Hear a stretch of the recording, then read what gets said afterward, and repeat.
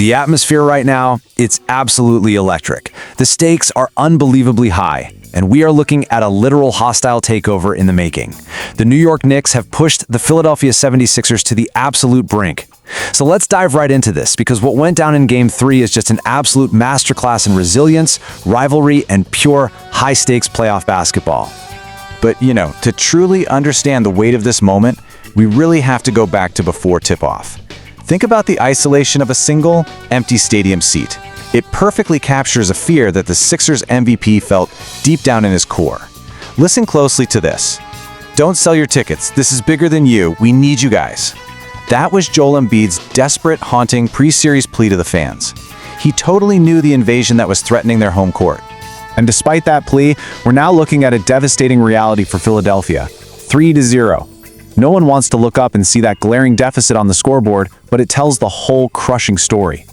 Following a brutal 108-94 loss in Game 3, the Sixers are staring down a seemingly insurmountable hill.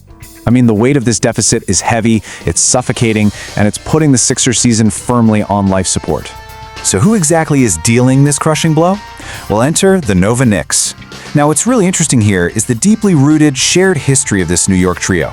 We're talking about Jalen Brunson, Josh Hart, and Mikal Bridges. They aren't just teammates. They're brothers who previously played, fought, and won together for Villanova. That woven college bond is literally dismantling a professional franchise right before our eyes. And get this, they aren't just playing anywhere. They're playing in Philadelphia. This is essentially their city. Look at those championship banners hanging up in the rafters. The 2016 National Championship, the 2018 National Championship. These guys are intimately familiar with winning in this exact building. During Game 3, it seriously felt like they were taking turns dominating under the very same rafters where their college legacies were cementing. Just look at the pure offensive explosion here. The Game 3 production from the Nova Knicks was absolutely phenomenal. Jalen Brunson completely led the charge with a staggering 33 points. Mikal Bridges was right there with him, dropping 23. And Josh Hart? The guy is a double-double machine, securing 12 points and ripping down 11 crucial rebounds. They completely dictated the unstoppable energy of the entire game. And here is where the story gets kind of terrifying for the rest of the league. The Knicks pulled off this massive, commanding double-digit victory completely without OG Anunoby. He sat out with a strained right hamstring. We're talking about a guy averaging over 21 points this postseason. The fact that New York can absorb that massive loss of firepower and still dominate, that's exactly why roster depth is the ultimate safety net in sports. Now, the Sixers didn't just roll over. Let's move on and see how this builds, because Philly desperately tried to mount a resistance. On one side, Kelly Oubre Jr. fought fiercely for 22 points, while Tyrese Maxey injected his blazing speed for 17. They pushed the pace, trying everything they could to compensate for Joel Embiid, who managed 18 points in his highly anticipated return.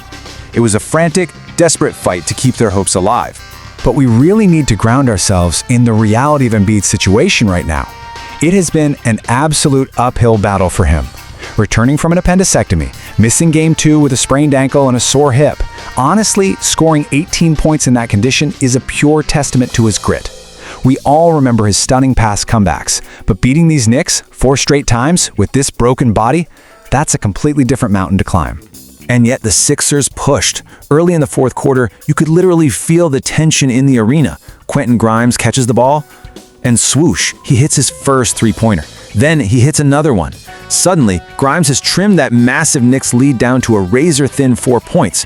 The scoreboard reads 88-84. The momentum is wildly shifting, and Philadelphia is desperately trying to make this a competitive series again. But then, the Knicks just slammed the door completely shut. Boom! A devastating 9-0 dagger run. First, Hart and Bridges hit back-to-back baskets, pushing the lead right back up to 92-84. And then Jalen Brunson gets the ball at the top of the arc. He rises up and he absolutely buries a massive three-pointer to make it 95-86. Jalen Brunson is a stone-cold shooter built for these exact moments, and he basically ripped the Hart right out of the building.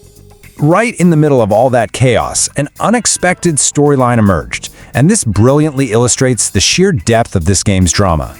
The crowd wasn't just cheering for the superstars, they were absolutely erupting for Landry Shamet. This unlikely hero provided a massive surprise offensive burst, scoring 15 points this game. To put that in perspective, he'd only scored 14 points total in the entire postseason prior. It was a shocking performance that brought fans straight to their feet. And speaking of fans on their feet, Celebrity Row wasn't just a Madison Square Garden thing for Game 3. The A-list New York celebrities packed up and basically took over Philadelphia.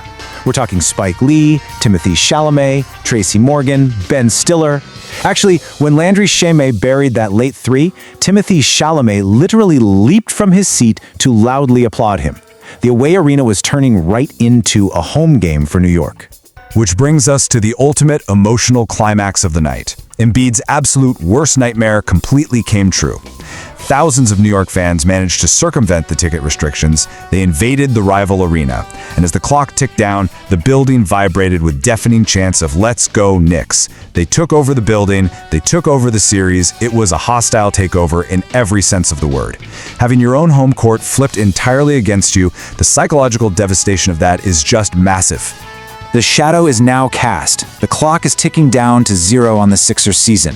Joel Embiid, Tyrese Maxey, and the entire city of Philadelphia are back completely into a corner. So the big question is, can Embiid, with his battered body, and the Sixers somehow climb this massive, unprecedented hill? Or is this series already completely over? Game 4 is waiting, and we'll find out very soon.